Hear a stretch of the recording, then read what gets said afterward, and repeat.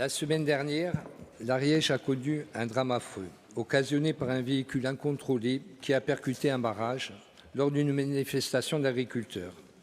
Cet incident a ruiné une famille d'éleveurs, coûtant la vie à la jeune mère de famille et à sa fille de 12 ans et blessant grièvement le père. Ce drame vient s'ajouter au cortège de malheurs que connaît cette profession. Après de multiples alertes et appels à l'aide, c'est toute l'agriculture qui prend la rue désormais, dans une démarche d'une ampleur jamais atteinte ces dernières années. Pour l'année 2020, le risque de mortalité par suicide des assurés du régime agricole entre 14 et 64 ans est supérieur de 30,9% à celui des assurés de tous les régimes sociaux en France.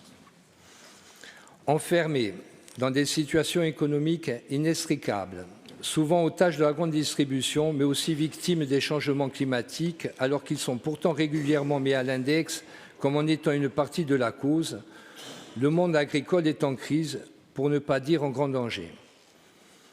En Corse, les difficultés rencontrées par les agriculteurs sont connues et maintes fois évoquées.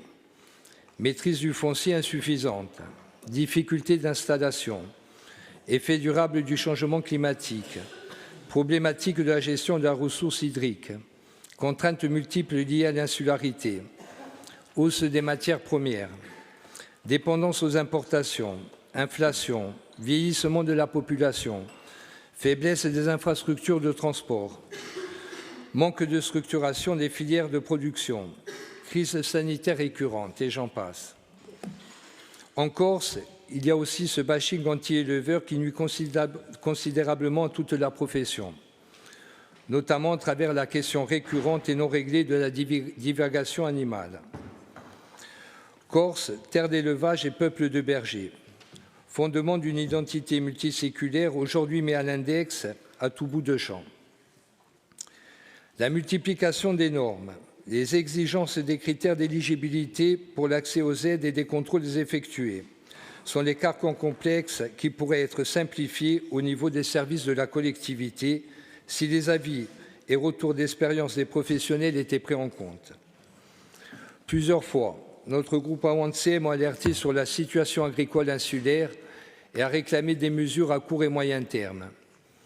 Il manque à ce pays un projet agricole qui marque une volonté de développer une agriculture de production. Monsieur le Président de l'exécutif, Monsieur le Président de l'ODARC, que comptez-vous apporter comme solution rapide et concrète à cette situation qui est à la fois urgente et importante avant qu'elle ne devienne dramatique? Mais pour conclure, au regard d'une situation qui devient très préoccupante, les actions se déroulent actuellement en plaine orientale.